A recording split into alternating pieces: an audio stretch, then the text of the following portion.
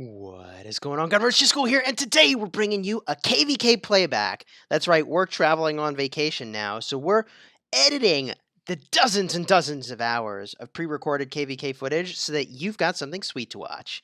If you like Rise of Kingdoms videos, where we talk about KvK and rally strategy and defense strategies, you should like and subscribe because we are a sponsored creator in Rise of Kingdoms, and we are really passionate about those topics. Today, we are bringing you footage where, my goodness, there's a bunch of rallies, there's a bunch of swarm attacks. That's right, T-5 swarm attacks on flags, completely out of control. Completely out of control. This particular footage was by The Bridge. If you don't recall, we had a bunch of videos about bridges in this channel in Kingdom 51, in KvK. Strategic choke points, they're real, my friends. They're really, really real. If you're around one of those strategic choke points and you have the opportunity to flag it up, flag up the whole freaking area and make a defensive fortification out of it, because the choke points, you want them working in your favor. That is for sure. Here we've got the Dirty Joker crew on the front line. They were very much the late night front line crew for battling, for rallying, for doing freaking crazy stuff. And as it turns out, Abe was one of the only players in our kingdom at the time that had an expertise Yi Song-ye and El Cid. Keep in mind, this was before people realized that that combo was the freaking jam. I'd like to think that we had no small part in turning people on to the fact that that combo's freaking busted good. Busted good for defense in particular, because when you're defending a flag, that AoE is going to inflict massive deaths to everyone around the flag, even if they aren't hitting it. Now, in this video, you're going to watch people swarm this flag, because right now we've cut to footage, or we will soon cut to footage if we haven't already, to where we are down south.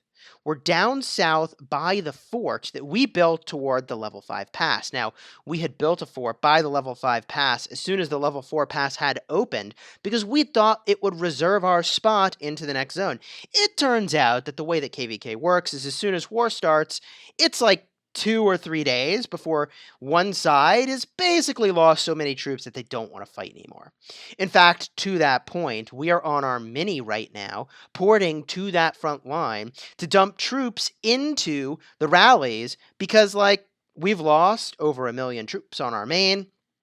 In a 2-day window, we lost 800,000 troops, and that was about the limit on what we were comfortable losing. We were not going to zero ourselves. Now, some people think you should zero yourself in KvK. I'm going to make the argument that that probably is not going to be the difference between your winning and losing, but it is going to be the difference between your continuing to enjoy the game or not. So be smart about how you use your troops. Be smart around how you use your troops.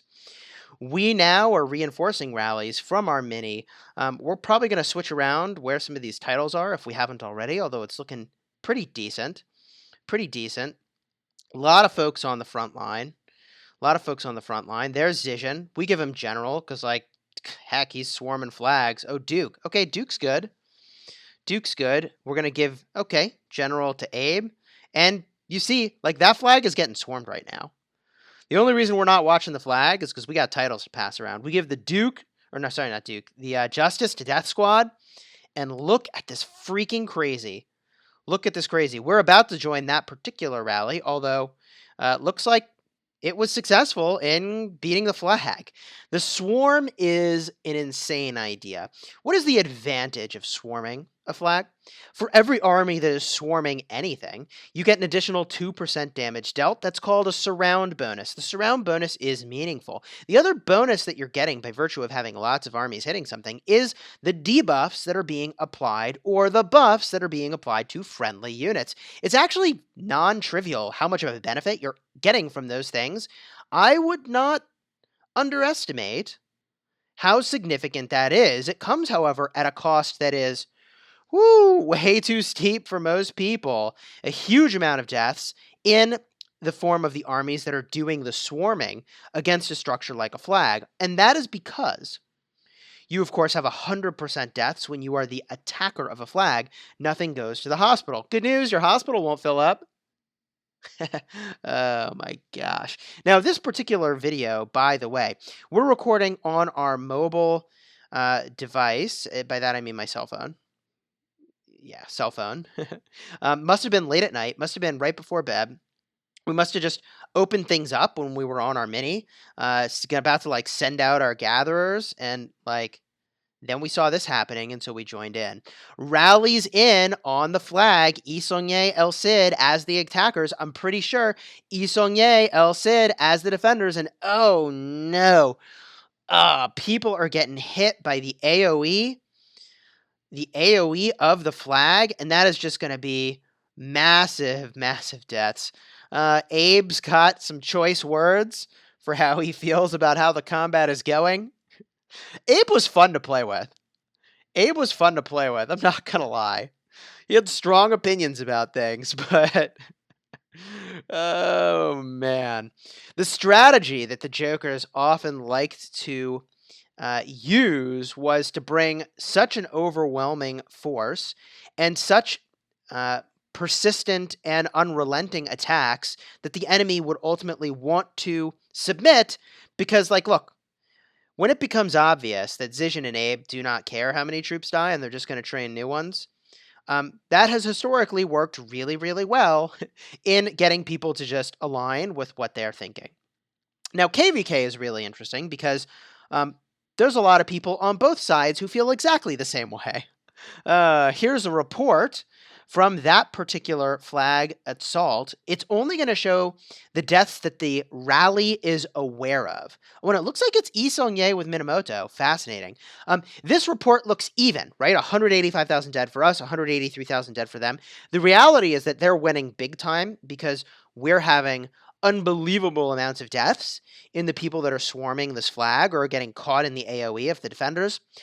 However, the extent to which those troops were from Zizhen and Abe and others who don't care about deaths, it's actually not as big of a victory for them as it looks like, because like when you kill troops of someone who doesn't care, have you actually made any progress? It's kind of a tough call there. We see Clinty being a madman all the way in the middle of their cities there. But he's got an Charles and Richard. So, like, that's a pretty tanky army. You can take a lot of hits and not worry about it very much.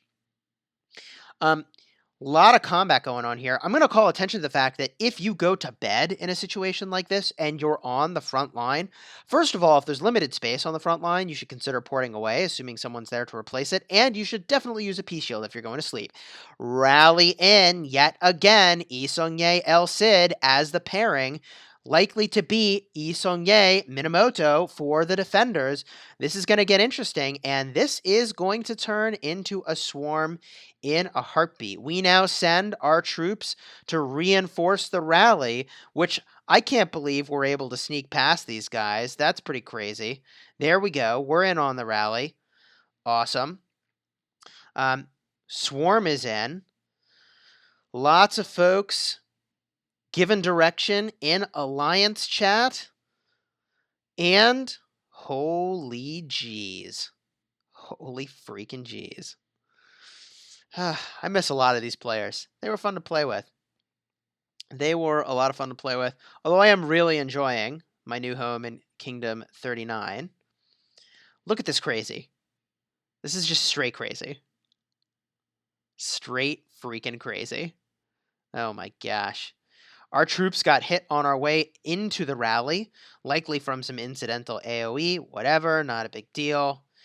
We scouted the flag to see what's in it, trying to give some guidance around this rally. It looks like we should cancel this rally. It's not going well for us. Some reinforcements are showing up, but not enough, it looks like. Not enough to handle what's going on in this flag. And did they switch to Sun Tzu primary in the flag? They did? That's baffling. So now we definitely should be pushing this flag. Now we definitely should do some work on this flag. Because if they've got, now they have a Caesar in the flag. Oh, baby. Abe has got to be seeing blood. right now.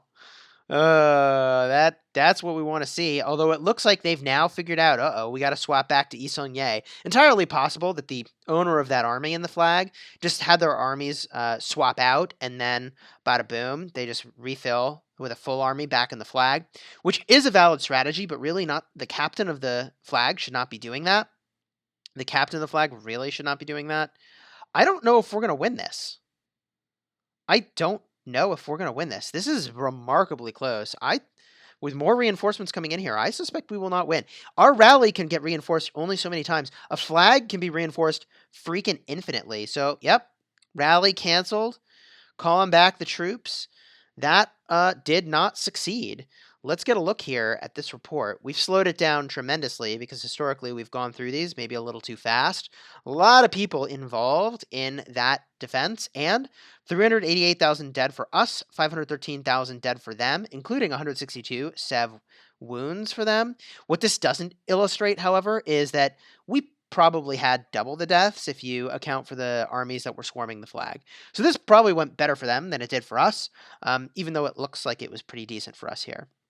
There's a bunch of severely wounded off to the side here, but all in all, there was a lot of crazy going on in KvK, my friends. And we've got more footage to come, hours upon hours. We're going to share it with you while we're on vacation because, again, we wanted to give you sweet stuff to watch while we're, I don't know, on a cruise with bad access to internet. But yeah, hopefully you have enjoyed this video. If you did, like and subscribe. And until next time, you have fun smashing the kingdom.